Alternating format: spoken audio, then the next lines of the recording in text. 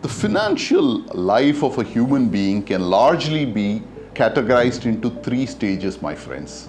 The three stages are: stage one is as a young adult. You've just finished your education, you've just started earning, and that's the stage which we call as a stage one. The next stage is between the age of 40 and 60. That's the time when you've not just been starting to work, but you have substantial experience behind you, and it's the middle age. And the third stage is 60 to probably 85. That's your retired period. Now, stage one, when you start earning, my friend, there's just enough money. Your salaries are low, your expertise is low, your knowledge is low. So you're just getting little money into your account. That's when you're enjoying the fruits of your work. You also start commitments like starting a family. That's when you need money to pay for your EMIs of your apartment, so on and so forth. So money is small, money is scarce, sometimes not enough. While it's important to start saving and investing at an early age, substantial amount is not available at that point in time. On the other hand, stage three is a time when you have to use the money to live your life. You have to invest your retired money smartly so that it can kind of pull along for the next 25 years. So 60 to 85 or 90, you can be comfortable. And it's important to kind of plan and take that.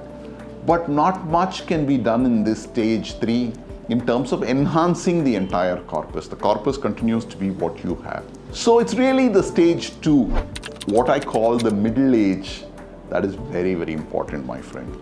The middle age, as I describe, is between the ages of 40 and 60. This is when we make many financial decisions, and some of those financial decisions have long-term bearings. This is when our children will go into college and they need higher educational needs, be it abroad or be it anywhere else. College education or postgraduate education is expensive, my friend. Plus, this is also the time, because you are considered an expert in your field, because you spent 20 plus years in your line, you're also earning top dollars and you have a substantial amount of money to save.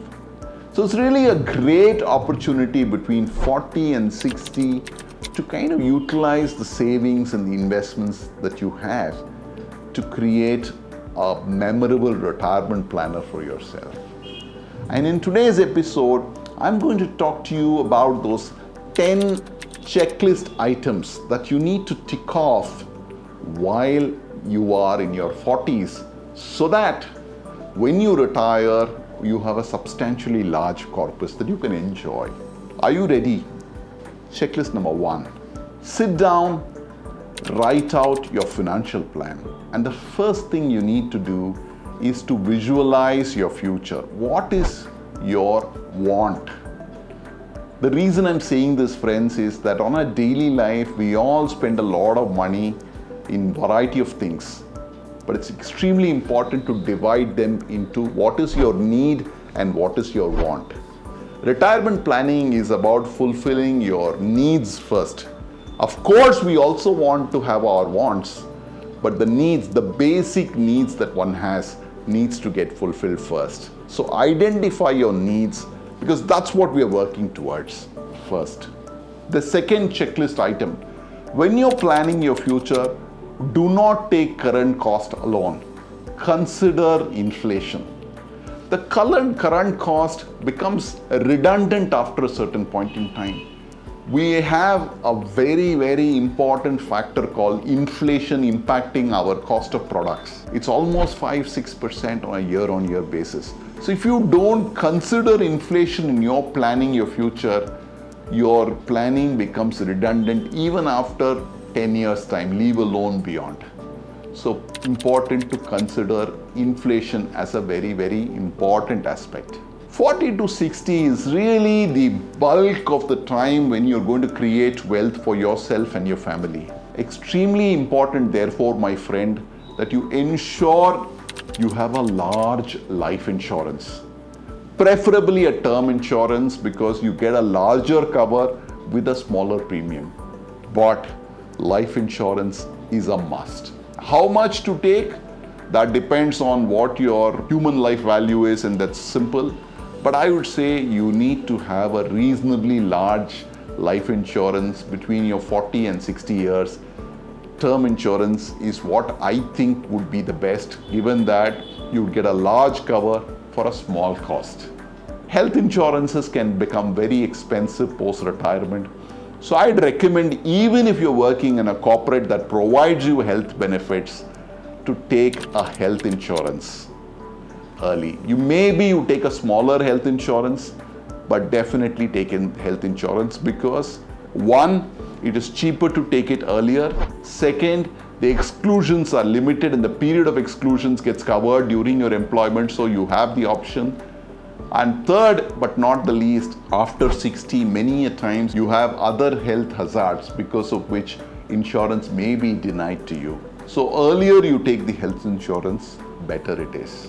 Fifth, very important to keep a note of all your passwords, user IDs, your bank accounts, and all of it in a piece of paper. 40 to 60 is an important age. We do multiple things, but at least once a quarter, sit down and make a note either in a piece of paper or in a computer, all your bank accounts, your details of investments, passwords, and so on, and make sure you have nominations in all of them.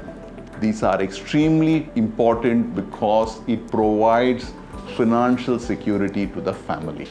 6, ensure you close all your superfluous bank accounts. What do I mean by superfluous? Over a period of 20 years, from 20 to 40, you open multiple bank accounts, multiple demat accounts, multiple other stuff. And now time to consolidate all of them and keep only the most important and needed ones. That's what I mean by superfluous. Sit down and review all your loans. Housing loans are good loans as long as the asset is put to use and you're staying there or you're getting a good rental yield. But other than that, if you have an education loan or a personal loan or a credit card outstanding, make sure you close it as soon as possible. They are not adding value to your life. They are only making you poorer in the long term. Find ways to close them. Review your loan rates. Do all of it.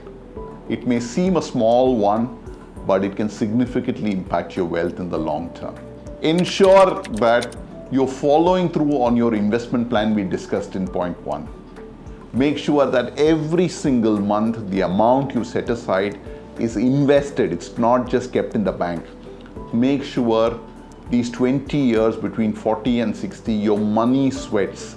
You are of course sweating, but it's extremely important that your money sweats as well. That's the point number 8.